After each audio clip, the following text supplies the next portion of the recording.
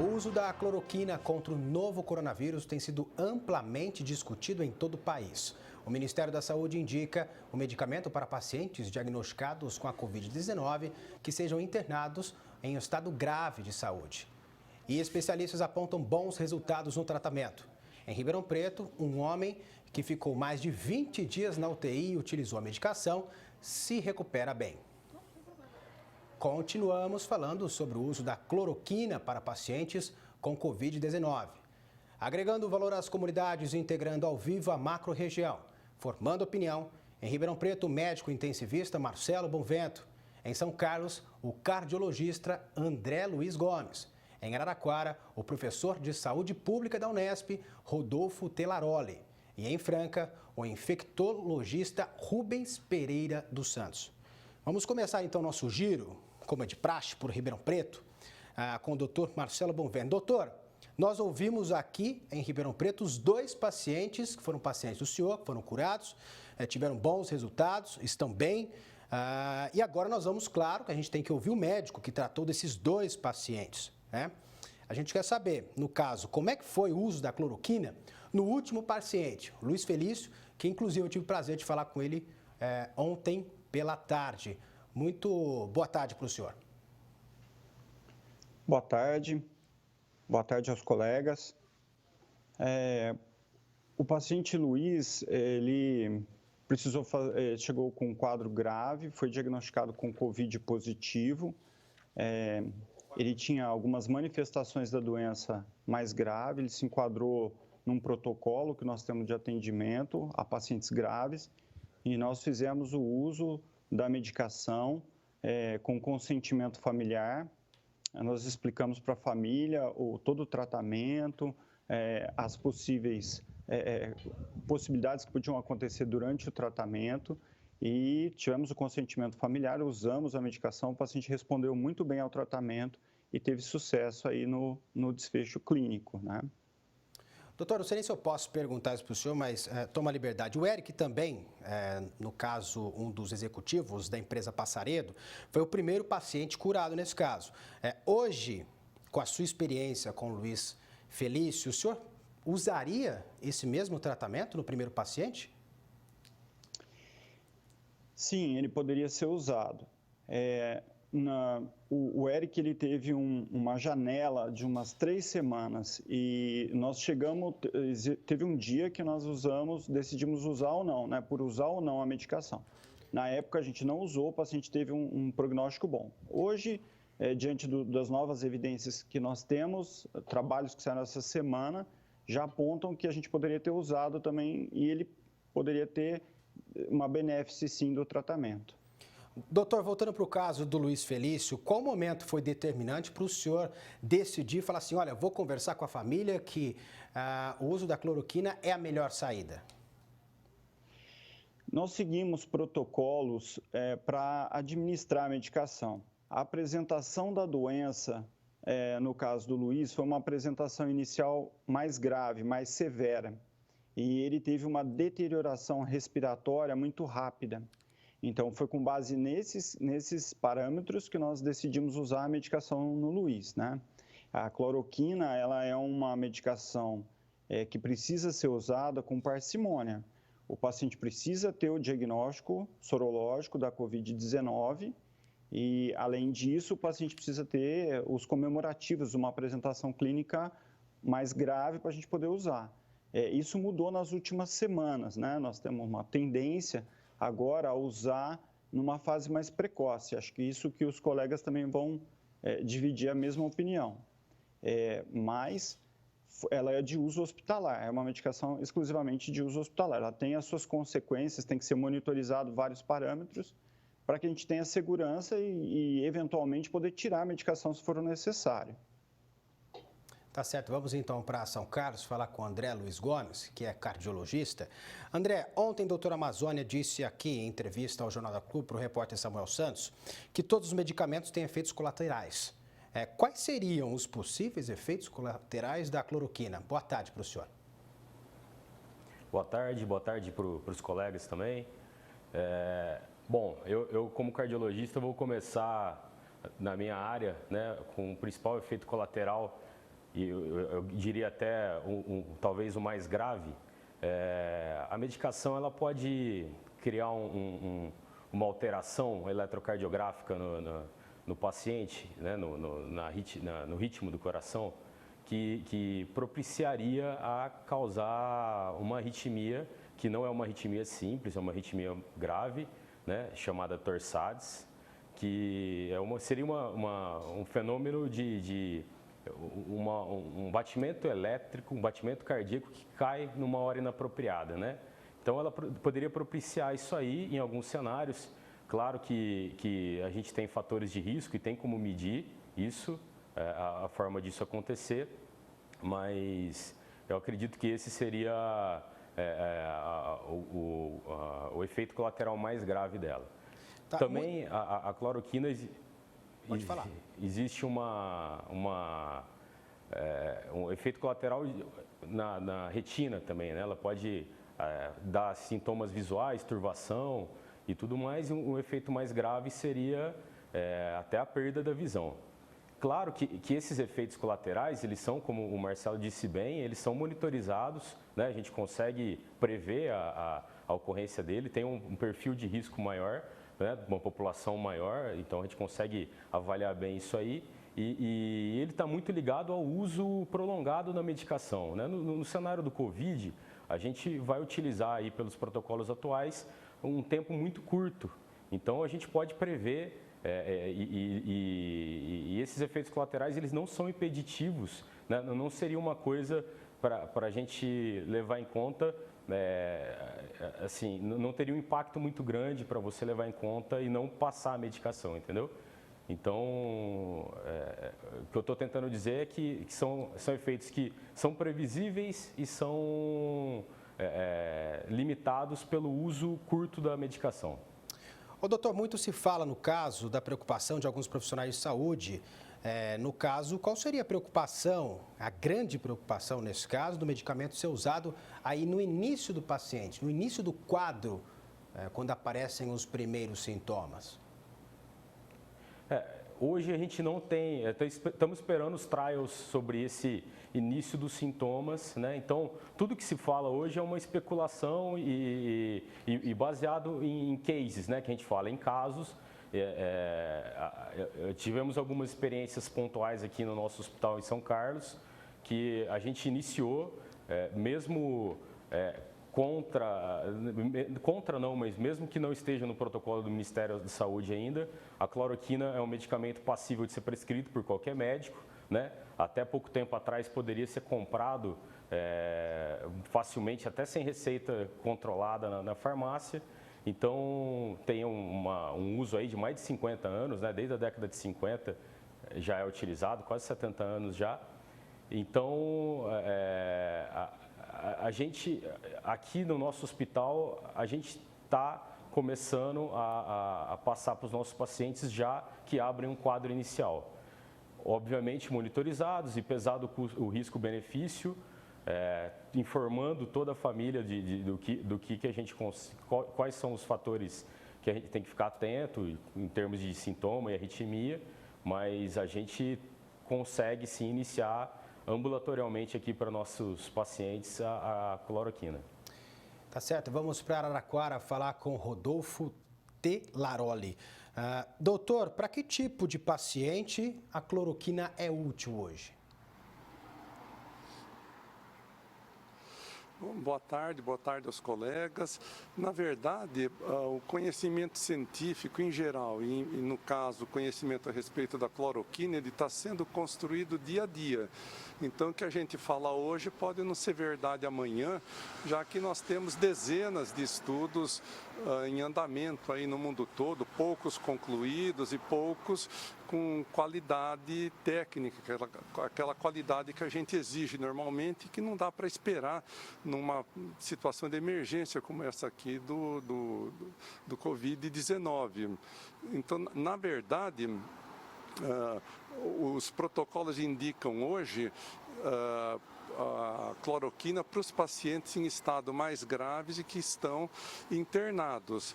Porém, o debate é adiantar essa prescrição para aqueles pacientes em estágio mais precoce dos sintomas. Mas a grande preocupação é a corrida da população que está com essa enxurrada de informações que têm sido divulgadas, a corrida das pessoas por comprar, por conseguir receita médica, para ter o estoque do medicamento em casa e até se automedicar achando que está iniciando um quadro de Covid. Então isso é muito preocupante, porque a diferença entre o veneno e o medicamento e o remédio é a dose. Isso vale para todos os produtos. Então é importante deixar claro que esse é um medicamento que tem que ser prescrito por médico em ambiente controlado, com doses controladas e, como todos os produtos medicamentosos, a automedicação é extremamente danosa. Ô, doutor Rodolfo, existe uma combinação de retrovirais para tudo isso? Bom, tivemos um probleminha aí com o áudio do Dr. Rodolfo Telaroli. Daqui a pouco a gente repete essa pergunta para ele. Enquanto isso, nós vamos para Franca falar com Rubens Pereira dos Santos, que é infectologista. Doutora, a cloroquina não é um medicamento novo, todo mundo sabe disso. Como é que a classe médica aí de Franca vem tratando esse medicamento? Primeiramente, olha só, hoje é dia do infectologista, 11 de agosto. Então, nossos parabéns ao senhor. Boa tarde. Boa tarde, realmente 11 de abril é o dia do infectologista, parabenizo todos os infectologistas. Boa tarde, Rafael, boa tarde, caros colegas, boa tarde, telespectadores do Jornal da Clube. De fato, a cloroquina é uma medicação que a gente conhece desde a década de 50, né? Estados Unidos descobriu, a Alemanha também, né, na época da Segunda Guerra Mundial. A gente tem usado ela no lúpus, tem usado ela na artrite reumatoide, tem usado ela na amebíase hepática e agora essa novidade, né? Essa novidade da gente usar ela no Covid-19, nós estamos muito animados com o possível efeito benéfico dela e nos nossos protocolos aqui dos nossos hospitais, ela já está inclusa para os casos de Covid moderado e Covid grave. A grande dúvida é se a gente vai usar também no Covid leve, né? Alguns hospitais já estão testando, outros ainda não. Na Índia, por exemplo, eles estão usando até como profilaxia para profissionais de saúde. Nós precisamos muito aprender ainda e a gente tem que ter muita cautela, porque é uma medicação que, embora o Brasil tenha muita experiência por causa da malária, ela também, e do lúpus, né, da artrite reumatoide, ela pode ter os seus efeitos colaterais, né?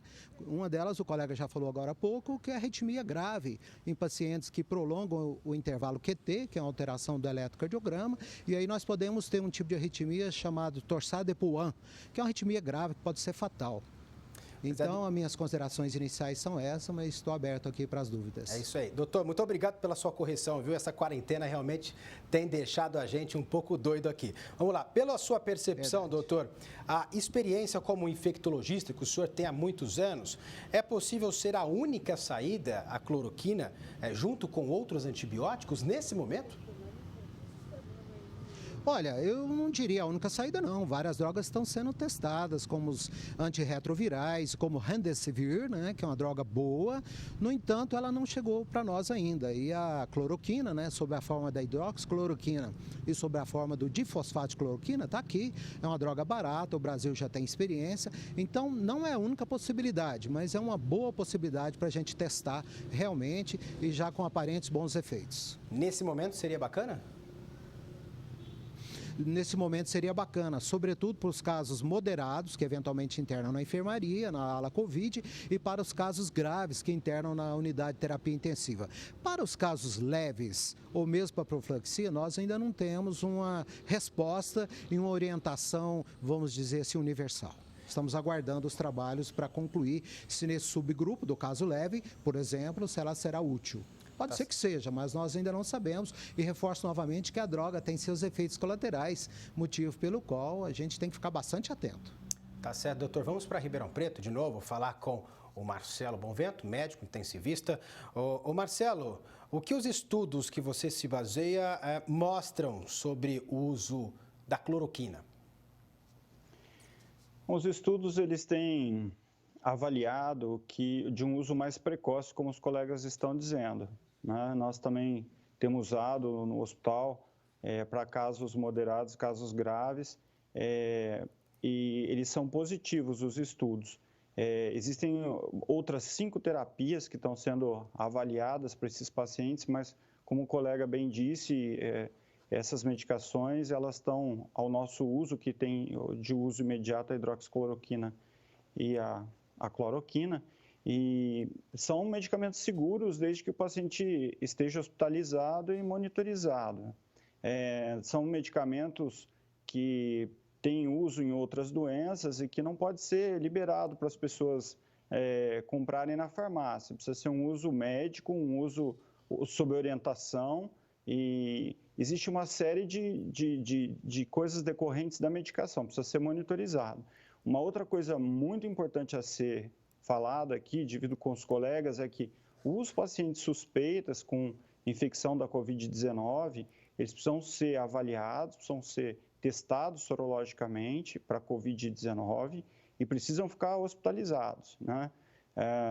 Enquanto hospital e médico intensivista, a gente sabe, uma preocupação grande que nós temos é que os pacientes diagnosticados, eles podem ter uma deterioração clínica muito rápida e uma deterioração respiratória. Então, é extremamente importante, essa doença não é brincadeira, é uma doença que precisa ser levada a sério, precisa ser mantido o isolamento, precisam ser seguidas todas as orientações. Todos os meus colegas que eu divido a entrevista são especialistas também, e a nossa grande preocupação é de passar essas informações para a população, mas isso é restrito aos médicos, né? Esse tipo de administração da medicação e esse cuidado todo. Doutor, algum outro paciente aí de onde o senhor trabalha também recebeu esse medicamento? Sim, nós tivemos outros pacientes que receberam um medicamento que clinicamente evoluíram bem, né? É um medicamento que a aplicabilidade clínica, o resultado clínico não é tão simples de avaliar. O mecanismo de ação da hidroxicloroquina, ele é um mecanismo que diminui a replicação viral. Isso não é tão fácil de avaliar na nossa prática diária, mas ele tem alguns sinais indiretos de melhora do hemograma. Os grandes questionamentos dos estudos são esse.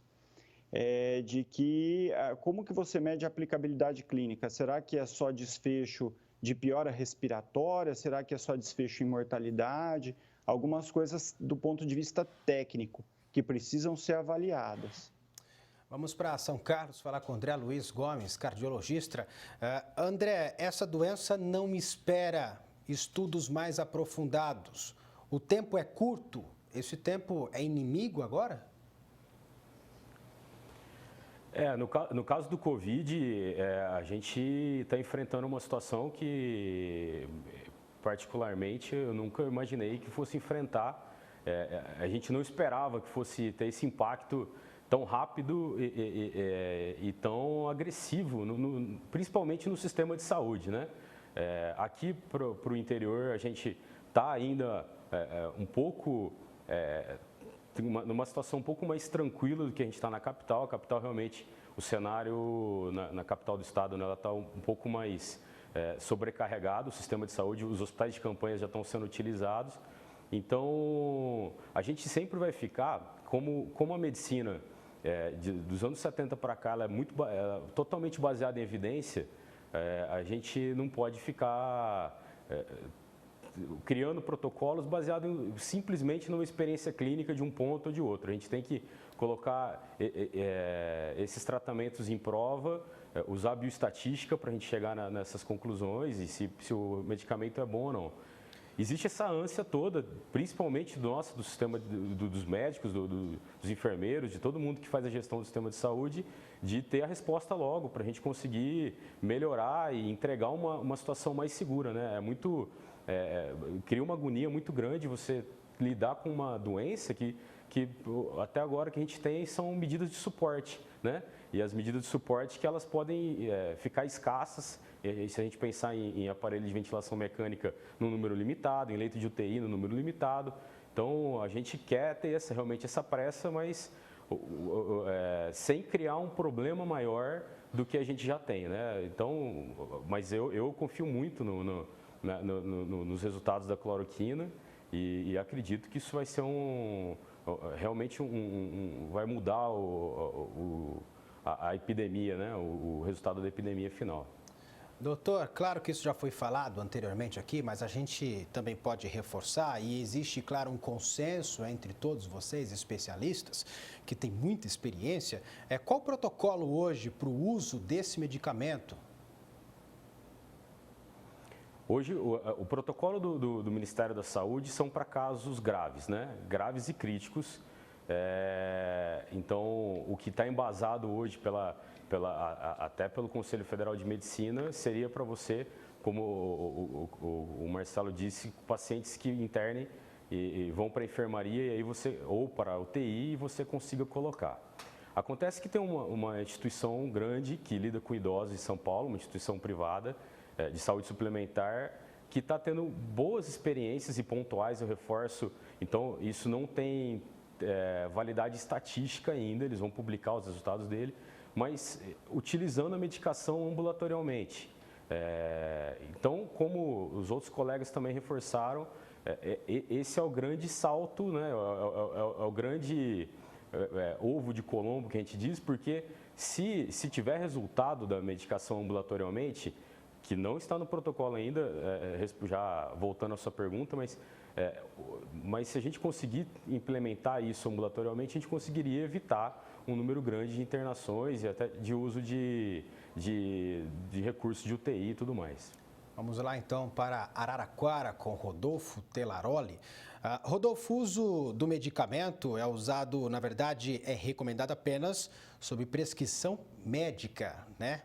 Tomar esse medicamento assim, pessoal ir na farmácia comprar, não é indicado. Alerta para o pessoal de casa ficar esperto com isso. Quais são os riscos para a saúde de quem tomar isso de forma irresponsável? Então, como já foi dito pelos colegas, apesar de ser um medicamento bem conhecido pela classe médica, usado pela malária, que é uma endemia que assola o Brasil há muito tempo, é um produto que tem efeitos colaterais adversos importantes aí na área cardiológica, na área visual, mas porém são reversíveis e controlados. Mas a automedicação, em que dose que o indivíduo vai tomar? Como que ele vai fazer o monitoramento? Então, na verdade, nesses tempos de mídia social e de grande politização do Covid, esse é um outro problema que nós temos nos deparado, a politização do combate à epidemia, governo federal, governos estaduais, até governos municipais, a população acaba se envolvendo, se partidarizando, sou a favor ou sou contra o uso da cloroquina. É o presidente, é o Donald Trump, então a coisa extrapola muito o campo da medicina. O certo é que a automedicação com um produto que demanda monitorização cardíaca, demanda avaliação caso a caso, para que o indivíduo venha usar o medicamento, não pode acontecer. Então, felizmente, a Anvisa se posicionou rapidamente e mudou a forma de se aviar as vendas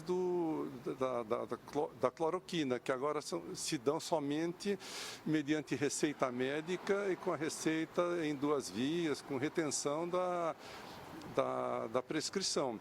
Porque, como eu disse e repito, veneno e medicamento são muito parecidos, só muda a dose. Então, em hipótese alguma, o indivíduo pode se automedicar, achando que está com o início de um quadro gripal ou de Covid, vou tomar a medicação em doses aleatórias, porque os malefícios vão ser maiores se a gente pensar em termos de massa, coletivamente vai morrer mais gente pelo uso inadequado do medicamento do que as pessoas que serão salvas quando o medicamento estiver sendo bem utilizado, segundo os protocolos definidos por Ministério da Saúde, pelos grandes serviços que estão envolvidos na utilização, na pesquisa da boa utilização da cloroquina, que é um caminho promissor, mas não é o único. Nós temos aí os antirretrovirais, azitromicina, anticoagulantes e outros. Doutor, além disso, essa situação começa a preocupar também a classe médica pela falta desses medicamentos nas farmácias para quem realmente precisa?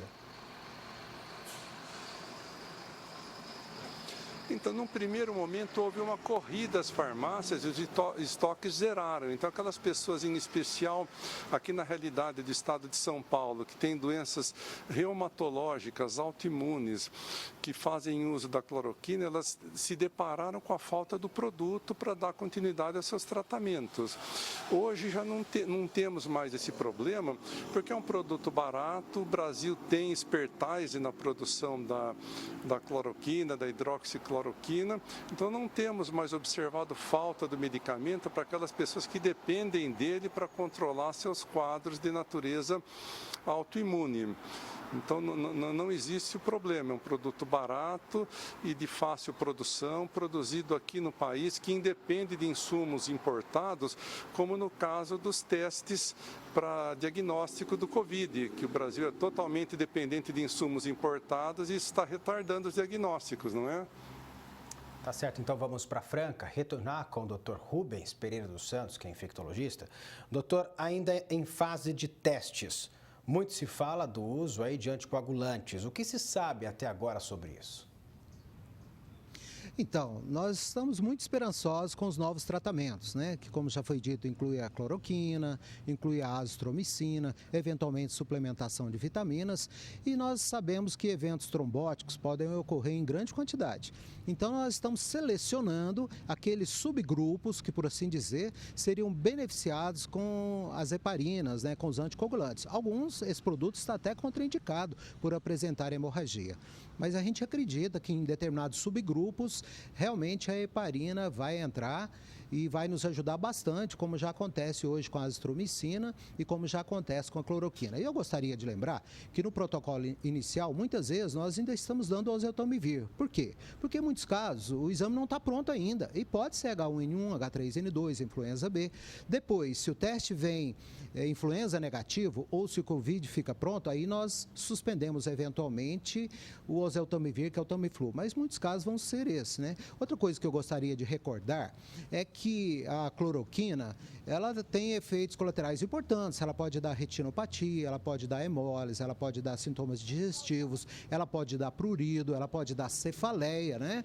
Nós sabemos que 1 para cada 2.000 pacientes tem prolongamento do intervalo QT congênito, ou seja, em Franca, 400 mil habitantes, pelo menos 200 pacientes teriam possibilidade até de fazer uma arritmia mais fatal e mais precoce, motivo pelo qual ao usar essa droga, e tem que ser somente médico, nós temos que fazer um eletrocardiograma diário. Então, nós estamos muito esperançosos com esses tratamentos, né?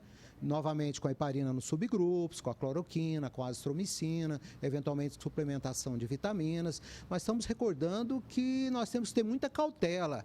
E estamos esperançosos, como já foi dito, que quem sabe num intervalo curto ela venha a ser aprovada também para os casos leves, que estão aí no D2, de dia 3 de sintomas, ok? É isso aí. Tá certo. Integraram a macro-região na edição deste sábado do Jornal da Clube, em Ribeirão Preto, o médico intensivista Marcelo Bonvento, que participou pela internet, muito obrigado. Em São Carlos, o cardiologista André Luiz Gomes. Em Araraquara, o professor de saúde pública da Unesp, Rodolfo Telaroli. E em Franca, o infectologista Rubens Pereira dos Santos.